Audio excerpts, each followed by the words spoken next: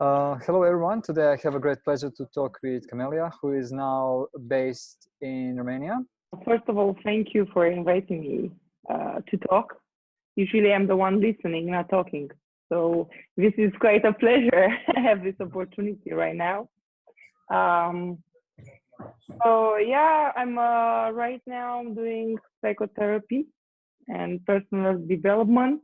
I'm kind of a life coach, but for adults, for sure. But my main target is to help autistic children. So right now I'm life coaching families with special needs children. And I work with children as well with play therapy. It's a program, it's a combination between sunrise and floor time, some psychoanalysis at the basis. It's really interesting because children really keep on teaching me each day. Then I don't know things that I need to study more, that I need to learn more about the world. And they have a way of looking at things differently than us, more beautiful, let's say.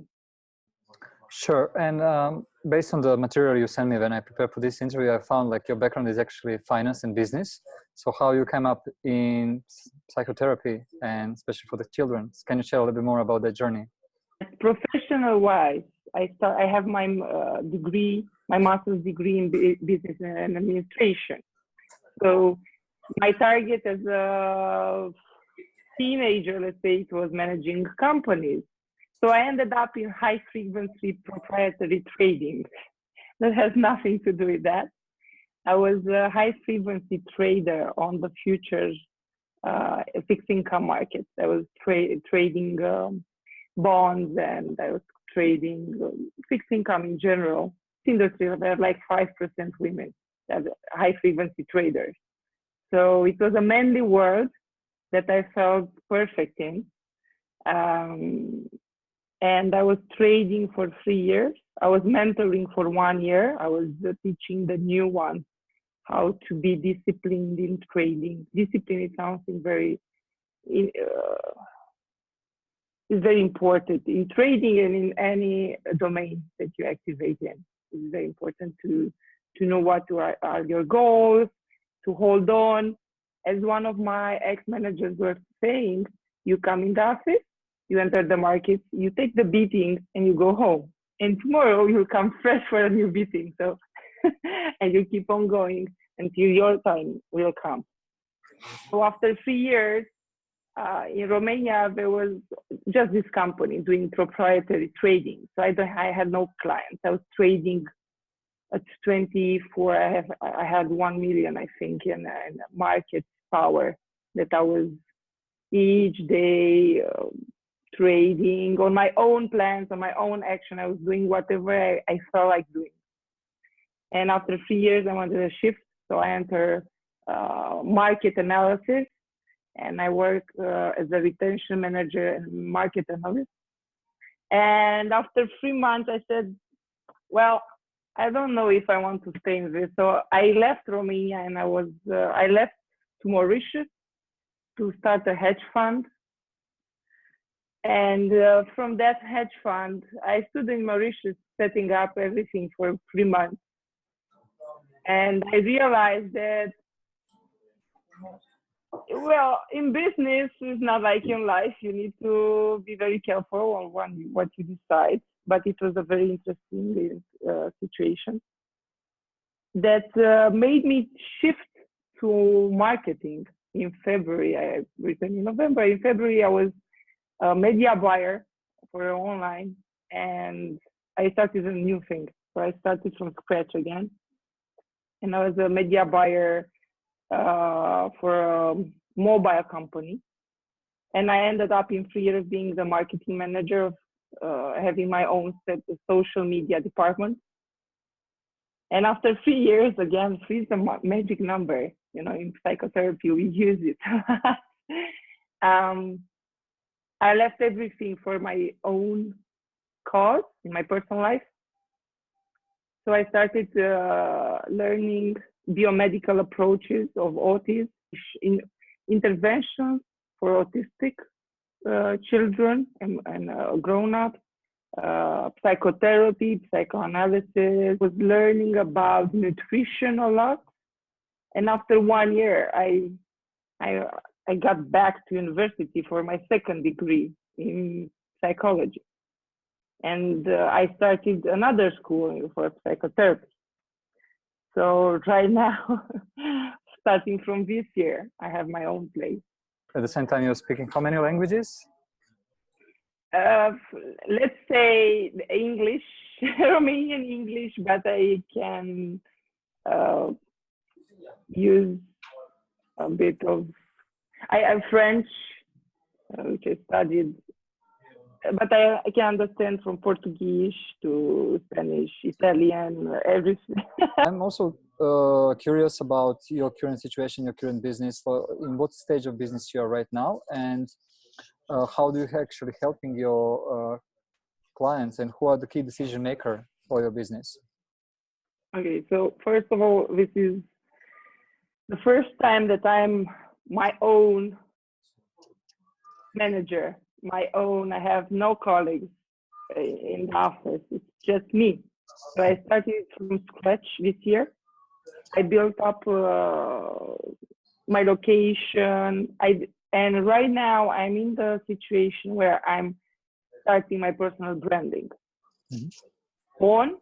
On the fact that I want to bring to Romania a new type of therapy, which I built from taking from several therapies, approaches, and put it in one that it's an integrative approach towards human beings and towards children. So I'm working right now, my clients are the entire family. Mm-hmm. I'm the voice of the child, let's say, in front of his parents. I work with the parents, I work with the siblings, I work with the children, and I work with all together. And I'm bringing information from biomedical, and I collaborate with some doctors from abroad, and I'm bringing information from nutrition side, how important what we eat is for our mental health. And right now I'm at the very beginning, let's say, for a few months. I'm talking about 4 to 5 months from the moment I started. So I bring something new to the market. And now I'm starting a campaign which is called Without a Label. Mm-hmm. Because labeling makes us act differently. And it's just a belief. In the moment we change the belief, we change our behavior, attitude, way of thinking. So I am trying to bring something new to everyone, not only special needs children, the entire society. So this is the main plan, to create some, like François Dolto created in France, the green school, called VET. I'm trying to do something similar here, just that it's like 100 years later. But this is the main goal, to give the next generations a chance. How do you think you can build your team, and what kind of people actually you are looking for now to accelerate your effort to make it happen? Let's say empathic and emotionally intelligent people. Mm-hmm. I'm really right in this very moment, because I cannot clone myself. Actually, this is the plan right now, to build up a team. Mm-hmm. So we can grow this project and to be able to help more and more people. The core of the business is social and it's to help people, other people, but it's still business. Mm-hmm. So even so, I will need to use all the knowledge I have from the business domain. Branding, it's one of them. It's the first thing, and it's very important, because usually, this will sound a bit weird, but usually we buy with our eyes and our smell, because there are two senses that are very close to the brain. So you can, information-wise, we are bombed. We are bombed information-wise. No one has people don't have the, let's say, the state of mind to read anymore, to look into the deepness of things. So they just want very fast solutions. And image is one of them. So personal branding is a very, very important aspect that I have in my mind right now. The connection is the main goal, to connect and to build a trustworthy relationship. Everything is based on trust. So trust is very important. But this doesn't mean that sharing personal issues means that you are less trustworthy. We need to be sincere with ourselves, and this is what we'll communicate through images and storytelling and everything to the people in front of the screen or the audience in the room. And I think the first thing anyone should do when they start to build up an image and a character, they need to be very sincere with themselves. What kind of impact you want to have with your business? Is that something you are thinking to do in Romania only, or you are considering in the future also a kind of global impact as well? I'm able to break the walls, let's say, here, I can go globally. Okay. I can go globally if I can break the walls here. Okay. This is my challenge. You know what? There are some phrases that are at the basis of what I do. First one is that your child potential is limitless. We grown up tend to limit it. Okay. Second, the parents are the ones holding the child like this, and they are they are the most important thing in a child's recovery. Not therapists, not other medical doctors, but the parents. Changing our beliefs change the way we see reality.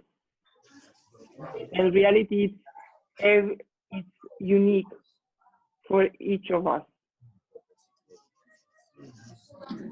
Camelia, thank you so much for your time, for sharing your insights, for sharing your business. Share with us any improvement and share with us anything which can be beneficial for you in order to make it happen. Thank you for your time. Thank you for being interested in what I'm doing right now.